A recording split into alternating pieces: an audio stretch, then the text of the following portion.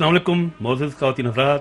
Programme महरान जा रागी साण करे आऊं जो मेज़बान मोहम्मद अशरफ बलोच सागी सिक कई पुरखलूस जज़्बन साण मूंसां गॾु आहे मुंहिंजो साथी मुंहिंजो साईं मोहतरम नसीर मिर्ज़ा साहब। कंहिं बि तारीफ़ जो मुहताज न आहे, सफ़र गॾु आहे। अस्सलाम वालेकुम। मेहरबानी अशरफ मां बस बि दस्तूर साॻियो गॾु आहियूं। आहियां, साॻियो चेहरो आहे, साॻिया कपिड़ा आहिनि, साॻी शिकिल आहे। न पर उहो पोइ दफ़े कपिड़ा साॻिया हुआ, पर आउं सम्झो हींअर बि साॻिया कपिड़ा छाकाणि त चेंज हुआ थोरा। न आउं पंहिंजी ड्रेस हमेशह साॻी रखंदो आहियां। हाणे साॻी ते वरी पोइ इलाही जी जी गुफ़्तगू थी सघे थी। जी जी बिस्मिल्लाह। नसीर भाई, यकीन ॼाणो त दोस्तनि जी मोहबत आहे, दोस्तनि जो प्यारु आहे। तव्हांखे बि ज़रूरु दोस्त मिलंदा हूंदा, चवंदा हूंदा, असांखे बि दोस्त चवनि पिया। ऐं जेका हू मोहबत ॾियनि था, जेका मोट ॾियनि था, जेको तव्हां कमु सुठो था करियो, ऐं सम्झां थो दुनिया में इन खां वधीक मोटी कान्हे। को माण्हू दिलि सां कंहिंजी इज़त करे या दिलि सां कंहिं कम जी तारीफ़ करे त भई हीउ कमु जेको आहे सो तव्हां बहितर पिया करियो, त पंहिंजे लाइ इन खां वधीक कहिड़ी ख़ुशी जी ॻाल्हि आहे। आउं सम्झां थो तव्हीं या असीं गॾिजी अहिड़नि फ़नकारनि जे बारे में प्रोग्राम करियूं पिया जेके असांजे 20 सदीअ जे पोएं अध जा आहिनि। इन करे असांजी एज ग्रुप जा या उन्हनि फ़नकारनि खे सम्झण वारा, उन्हनि खे अॻई उन्हनि खां वाक़ुफ़ु आहिनि, जेके हाणे जेके दुनिया मां वञी चुका आहिनि। असांजा ही मेहरान जा रागी ऐं हिकिड़ो तमामु वॾो हल्को आहे जेके माशाल्लाह 80-70 सालनि जा, 60 सालनि जो जेको नसुल आहे, जेको एॾो बाज़ौक़ आहे, जंहिंखे ईमान आहे त असांजी इहा मौसीक़ी इहा ई आहे जेका इन ॻाए विया आहिनि। इहे फ़नकार जेको फ़न पेश करे विया, इहो ई असांजे सिंध जो असासु आहिनि। जदीद मौसीक़ी त अचण वञण वारी शइ आहे, उहा अॼु ॻाइजे थी, सुभाणे विसरी थी वञे। त हीअ सदा बहार आहिनि जिन खे तव्हां पेश करियो पिया। त असांखे शुक्र अल्हम्दुलिल्लाह केतिरा ई दोस्त मिलनि था जेके हिन प्रोग्राम खे ॾिसनि था, इन्हनि खे रागिन जो ज़िक्र कनि था। जी हा। अच्छा, तव्हांखे ख़ुशी जी ॻाल्हि ॿुधायां नसीर साहिबु, त जेके माण्हू हितां पंहिंजे सिंध मां तक़रीबन 30-35 साल या 40 साल हितां हिजरत करे विया, तालुक़ त सिंध सां आहे। जी के अमेरिका विया आहिनि, के लंडन विया आहिनि, के ॿियनि मुल्कनि में विया आहिनि। त उते ख़ासि करे जेको हीउ प्रोग्राम पंहिंजो हले थो, उते हलनि थो, वरी यूट्यूब ते बि ॾिसनि था। त अॼु आउं ॿिनि शख़्सियतनि जो ज़िक्र ज़रूरु कंदुसि। अमेरिका में हिकिड़ो साईं आहे, मरी साहिबु आहे, जंहिंजी उमिरि माशाल्लाह हिन वक़्तु 95 साल आहे। माशाल्लाह। उहो अमेरिका जे शहर में रहे थो, लास वेगस में, जंहिंजी मरी ड्राइविंग सिनेमा हूंदी कराची में। ओके, ठीकु आहे साईं। गुल मोहम्मद मरी साहब हुनजो नालो आहे, पर गुलो गुलो हुनखे चवंदा आहिनि। हा, हीउ बात तमामु सुठो माण्हू, ॾाढी मूंखे ख़ुशी थी, मूंखे फ़ोन कई, चई त हीउ जेको प्रोग्राम तव्हां करियो पिया, मां इहो ॾिठो आहे। इहो उनखां पोइ वरी महमूद लाहिरी साहिबु आहे, उनखे बि 30-40 साल हुन साईं जेको तालुक़ सो थर सां आहे, पर 30-35 साल थिया आहिनि। हाणे इहे उहे माण्हू हूंदा हुआ हिते, जिन जो हिन महिरान जे रागी में जेके पाण ज़िक्र करे रहिया आहियूं फ़नकारनि में, त हीअ उन टाइम जा माण्हू उनखे ॿुधंदा हुआ। सही त त हिननि चयो त तव्हां असांखे जीआरे छॾियो आहे। सच पुछो त असीं पंहिंजे ॿारनि खे जेको तमामु मौसीक़ी सां उनखे ॿुधाईंदो, बाबा हीउ ॾिसो, हीउ असांजे वक़्त जा फ़नकार हुआ, असीं नंढा हूंदा हुआसीं, डोड़ंदा हुआसीं, उन टाइम में असांजा हीरोज़ जेके हूंदा से हीअ हूंदा हुआ, हिन जा कलाम मशहूरु हूंदा हुआ। त मूं चयो साईं तव्हांजी वॾी महिरबानी, तव्हां असांखे एप्रिशिएट कयो आहे। नसीर भाई, पोइ वरी हुननि फरमाइश कई, अच्छा ॿिन्ही ॼणनि वरी बैक वक़्तु जेका, त साईं हाणे हिन दफ़े जेकॾहिं तव्हां प्रोग्राम करियो, महिरबानी करियो त सैयद सुलेमान शाह ते करियो। सुभान अल्लाह, सुभान अल्लाह। हाणे सैयद सुलेमान शाह जी हाणे जी त पाण त पंहिंजा त साईं ॾिसो न, सिंध में जंहिं फ़नकार जी ॻाल्हि करियूं था साईं, उहो निरालो आहे, उहो अजीब आहे।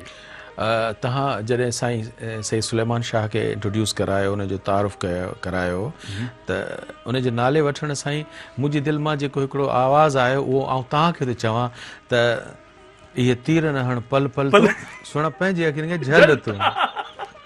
वाह वाह वाह वाह, सही, वाह वाह।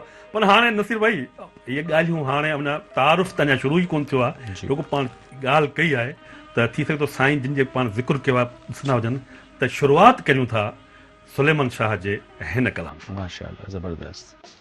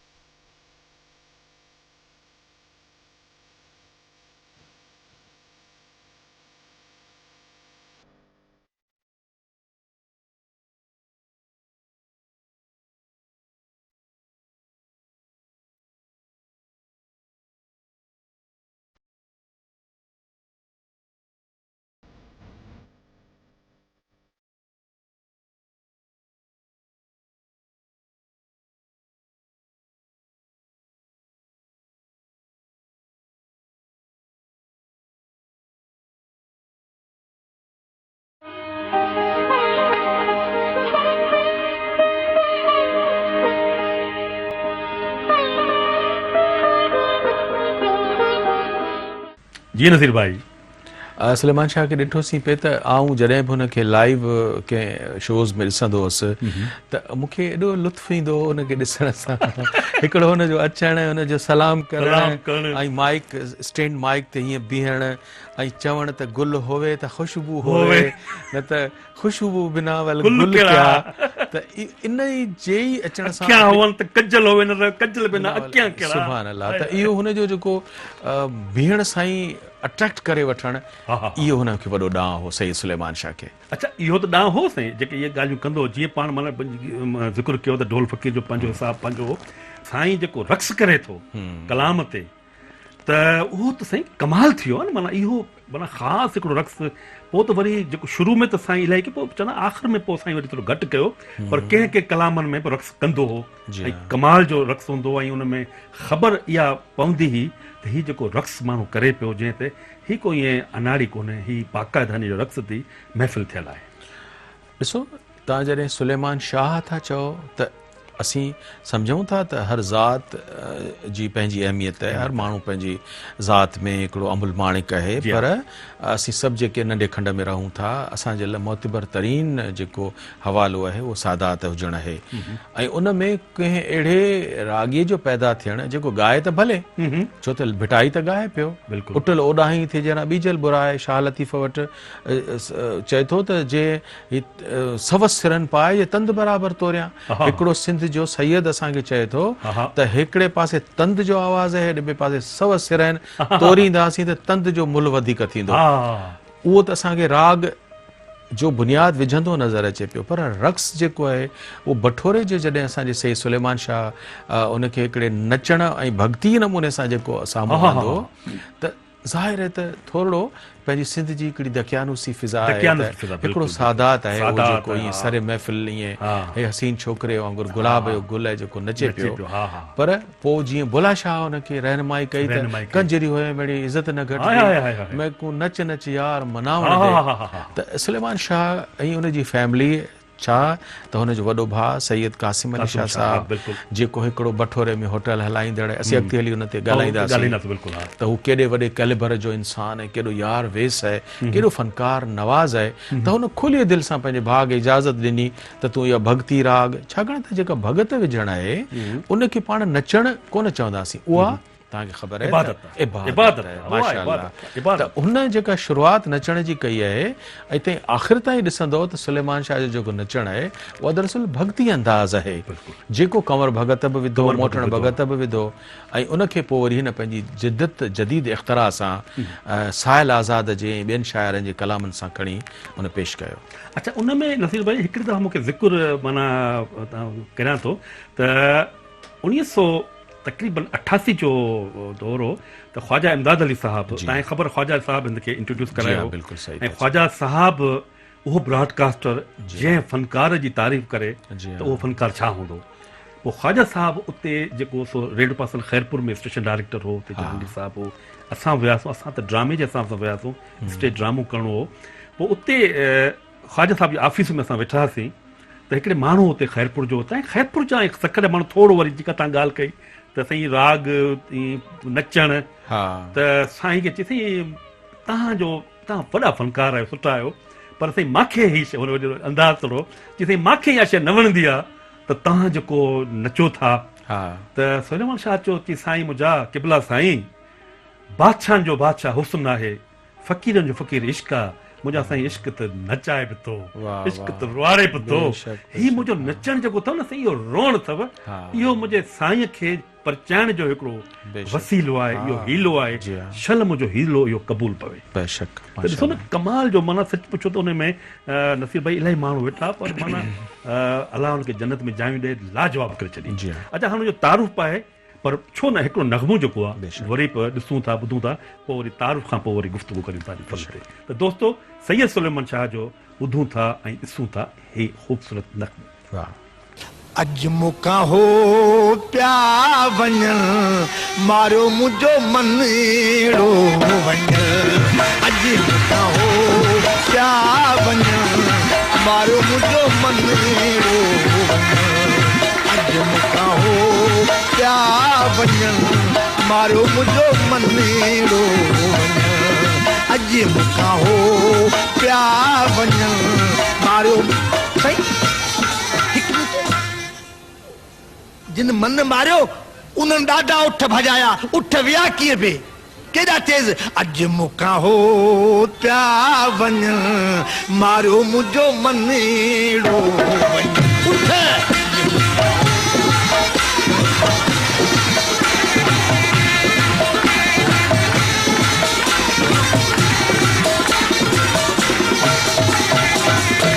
ससुई ॿियो बि पुनू हूंदो खाली इहो अदी ॿियो पुनू मूंखे चओ थियूं जति दिलि हुय में हिकिड़ी सावियो दिलि बरी खणी दिलि हुय में हिकिड़ी सावियो दिलि बरी खणी अदियूं सिक्का थम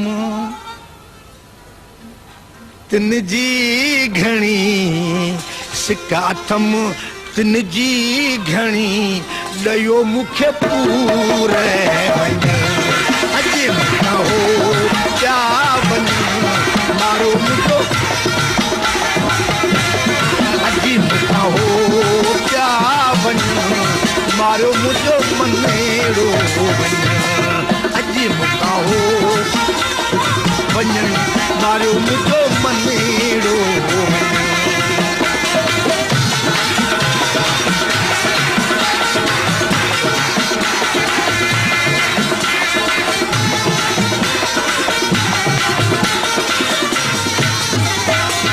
ओ ससुई कुछ ख़ामोश कर जति कीअं करियां काॾे वञा पंध पिरियनी जा पुछां जति कीअं करियां काॾे वञा पंध पिरियनी जा पुछां अभी पोइ मिलंदो हिते आसरे बंदी अहिड़ी आहियां आसरे बंदी आया इजे मुझा मोहब अचनि अॼु मूंखां हो पिया वञनि मारियो मुंहिंजो मनेड़ो अॼु मूंखां हो पिया वञनि मारियो मुंहिंजो मनेड़ो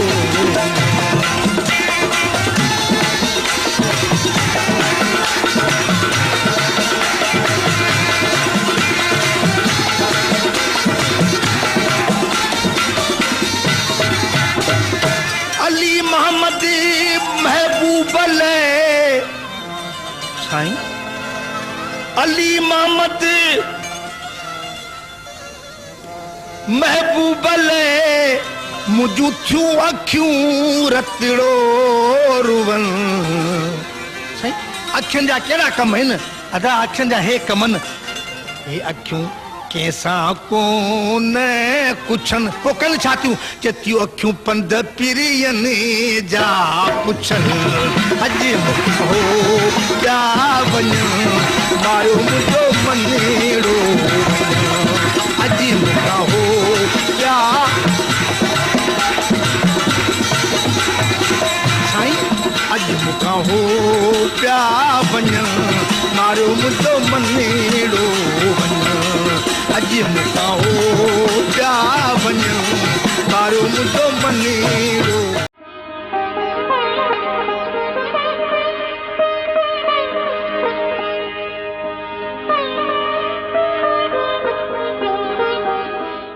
जी नसीर भाई सुलेमान शाह खे ही जॾहिं असां वटि पहिरीं त ज़ाहिर त मेला मलाखड़ा ई हुआ जिते सुलेमान शाह साईं वेंदो हो ऐं पंहिंजो फन पेश कंदो हो उनखे हुन ज़रिए मुआश बि बणायो रोज़गार बि बनायो ख़ासि तरह सां तव्हां ॾिसो त सिंध में सिंध जे हर इलाइक़े में कंहिं न कंहिं दरगाह आहे औलिया आहे उर्स आहिनि ऐं उते नाटक मंडलियूं आहिनि जिते ही पंहिंजो वञी फन पेश कंदो पर ही जो असां सुलेमान शाह जो ही रंग ॾिठो इहो असांजे मीडिया जो रंग आहे जॾहिं पाकिस्तान टेलीविज़न 70 जे ॾहाके में आयो त पोइ लोक मेला ऐं जेके सरकारी ज़ियाफ़तूं ऐं सरकारी जेके वफ़द अचणु लॻा त उन्हनि खे जेको सिंधी लोक राग बि ॾेखारियो वियो त लोक रक़्स बि ॾेखारियो वियो।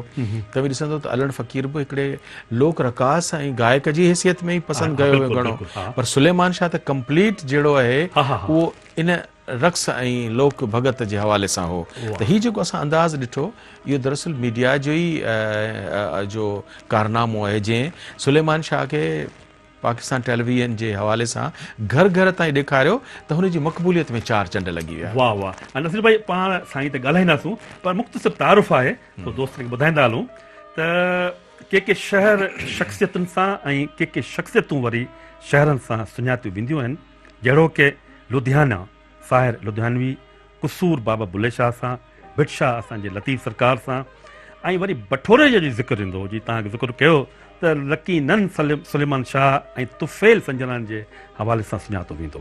छाकाणि तुफ़ैल संजरानी खे बि साईं पालियो हो। त साईं ठठे ज़िले जो तालको मीरपुर बठोरो जेतोणीकि केतिरनि ई हवालनि सां मशहूरु आहे, पर राग जो गढ़ बि रहियो आहे। उन राग नगर में साईं सुलेमान शाह जहिड़ो अलबेलो फ़नकार ऐं रक़्स जो शहज़ादो 1933 धारे पैदा थियो आहे। संदसि भाउ कासिम अली शाह सुठो अवामी रागी तर्ज़ निगार हो ऐं संदसि तर्ज़ूं नाम्यारा ॻाइण लॻा हुआ। उनखां अलावा माई अलाह वसाई, सुलेमान शाह, अली मोहम्मद, अलाडिनो, महबूब ऐं ॿिया काफ़ी फ़नकार हुआ से बि मीरपुर बठोरे जी मिटीअ जा ॼावल हुआ, जेके अॼु बि उन्हनि खे उन जी शख़्सियत ऐं मूसीक़ी जे तौर ते यादि कयो वञे थो। मास्टर मोहम्मद जुमन जो बठोरे सां तालुक़ बि रहियो आहे। सो इन हवाले सां साईं सुलेमान शाह फ़नी फ़नकार वारे इंटरव्यू में पंहिंजूं यादूं शेयर कंदे ॿुधायो त मोहम्मद जुमन जे ख़ानदान वारो रागी साज़कार बठोरे में घणा ईंदा हुआ ऐं मुंहिंजी होटल जा महिमान थींदा हुआ, जीअं तव्हां ज़िक्र कयो, ऐं उते ई महफ़िलूं बि कंदा हुआ। 3 ॾींहं साईं सुलेमान शाह खे नचण वारो शौक़ु घणो हो। सो बठोरे में बच्चू शेख खां रक़्स जी इब्तिदाई तालीम वरितई ऐं जॾहिं त क्लासिकल रक़्स जो हुनर हू बम्बई जे परवाने खां हुन हथु कयो। को परवानो नालो हूंदो ऐं बम्बई में उहो माण्हू जेको शख़्स हो तो थिएटर हलाईंदो। सो साईं सुलेमान शाह बि बम्बई जे परवाने जे थिएटर सां क्लासिकल रक़्स सिखी सिंध में आयो ऐं सिंध में संदसि सुर जूं सदाऊं अहिड़ियूं त झूमियूं जो वाह वाह थी वई। संदसि के हरीफ़ बि बणिया जिन में काफ़ी नाला हुआ, मगर हू गायक सुठा हुआ, मगर रक़्स जे हवाले सां साईं सुलेमान शाह जी छेर छिमकारा ॾो अक्सर बेवस रहिया। सुलेमान शाह फ़न जी स्टार्ट फिल्म खां वरिती ऐं 2 फिल्मूं शेरो फिरोज़, चांडोकी ऐं पन्नू आकिल में हिकु अदाकार ऐं प्लेबैक सिंगर जा हुन परफॉर्म ॾिना। कराची जे स्टेजनि ते परफॉर्म कंदे ऐं फ़नी जोहर ॾेखारींदे साईं सुलेमान शाह रिकॉर्डिंग कंपनी ॾांहुं रुख कयो। साईं सुलेमान शाह हिकु रागी तौर बि मशहूरु थियणु लॻो त PTV वारनि बि खेसि घुराए वरितो ऐं खेसि हिकु फिल्म में ॻाइण तौरु पसंदि कयो वियो ऐं केतिरनि ई प्रोग्रामनि लाइ हुनखे बुक कयो वियो, जंहिं सबबु इहो ॾींहुं मशहूरु ऐं मक़बूल थींदो रहियो। साईं सुलेमान शाह चवनि था रेडियो ते देरि सां आयो आहे ऐं उन जो सबबु इहो त रेडियो वारनि शायदि हुनखे न वठी आया। पोइ हिकिड़ो वक़्तु अहिड़ो आयो जो सुलेमान शाह जी शोहरत ॾिसी ऐं पज़ीराई मक़बूलियत खे ॾिसी उन वक़्त जे प्रोड्यूसर ख्वाजा इमदाद खेसि कराची रेडियो ते आंदो ऐं रेडियो वारे अंदाज़ में हुनखे परफॉर्म करणु सेखारियो ऐं अहिड़ी तरह Sain Suleman Shah radio, TV, film, stage सभई तौर तरीक़ा आज़माए ॾिठा ऐं हू सिंध जो बाकमाल फ़नकार तौरु मशहूरु हो ऐं हुन उन वक़्त में कमाल करे छॾियो। सैयद सुलेमान शाह जेतोणीकि बर्क़ रागी तौरु सुञापणु लॻो हो, पोइ बि संदसि राग ते रक़्स ग़ालिब रहियो ऐं सच त रक़्स ई साईं सुलेमान शाह जो वॾो हवालो रहियो आहे। सैयद सुलेमान शाह सिंध जी सकाफ़त खे बि मायूस न कयो ऐं सकाफ़त बि खेसि दुनिया जे मुख़्तलिफ़ मुल्कनि जा सैर कराया, जंहिंमें अमेरिका, तुर्की ऐं ॿियनि मुल्कनि में हुनखे घुमायो वियो। तुर्की में त खेसि हुनखे एवॉर्ड बि मिलियो हो। साईं सुलेमान शाह कराची में बिलावल बेल्जियम जे सहकार सां म्यूज़िक क्लब खोलियो, जिते सिंधी राग ऐं रक़्स जी सिख्या ॾिनी वेंदी हुई। साईं सुलेमान शाह सिंधी, सराइकी, बलोची, मारवाड़ी ज़बाननि में गीत ॻाया हुआ। ही दुनिया मांझांदे जो माॻ आहे, हर नफ़्स खे मौत जो मज़ो चखणो आहे। सो ही अलबेलो फ़नकार बि इहो ज़ाइको चखी पियो ऐं 18 अगस्त 1996 ते ही सदा मलूक ऐं अनमोल हीरो बे औलादी जे आलम में तन्हा मुसाफ़िर वांगुरु हमेशह लाइ उते हलियो वियो जिते अॼु ॾींहं ताईं कोन आयो आहे। अॼु नओ ताकनि में तालिब तवारीन आदेसी उथी विया मरियो मूं मारीन जे जीअ खे जियारीन से लाहौती लॾे विया।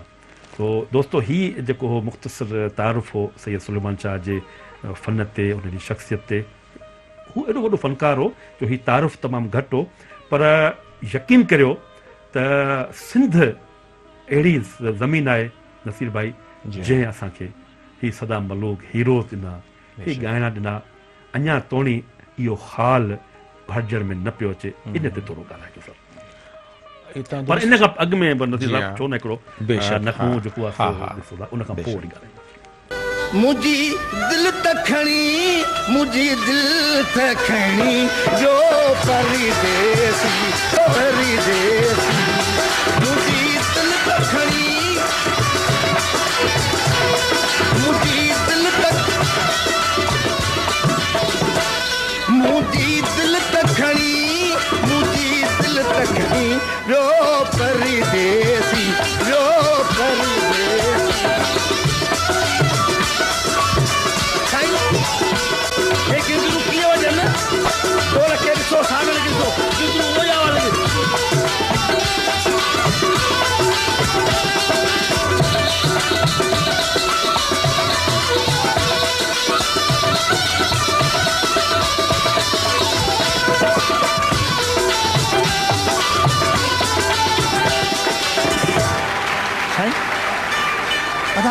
उन तुझी चोरी केड़ी कई? चतो बटे गालियूं मूंसां, बटे गालियूं मूंसां अचण त कयाई, न के ॿुधाई न के चिताई। वो छा कई? चतो ये निगाहन जा नस्तर वियो दिल खे हैरी जो परदेसी, ये निगाहन जा जो परदेसी। मुझी दिल तखणी, मुझी दिल तखणी, मुझी दिल तखणी, मुझी दिल तखणी जो परदेसी जो परदेसी।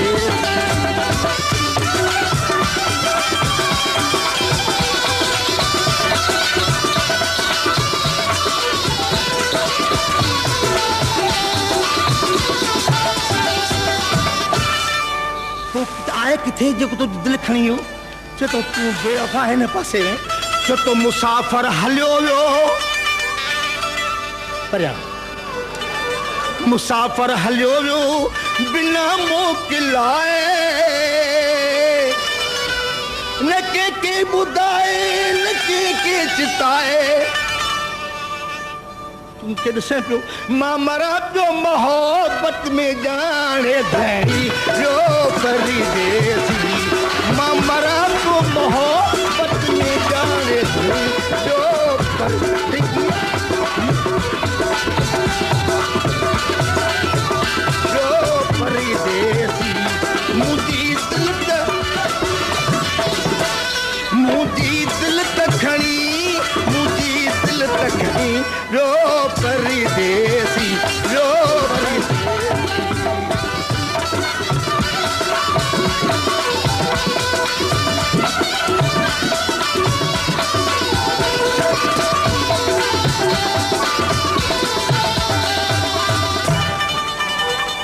सजन अर्ज मुंहिंजो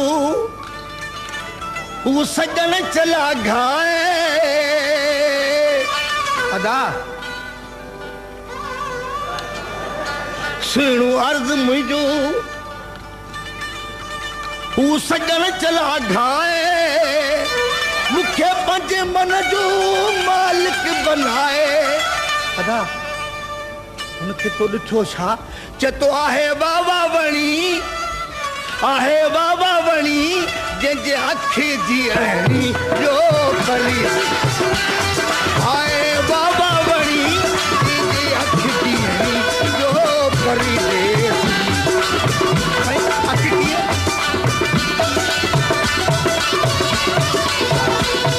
आहे बाबा वणी जंहिंजे अखि जी अहिड़ी जो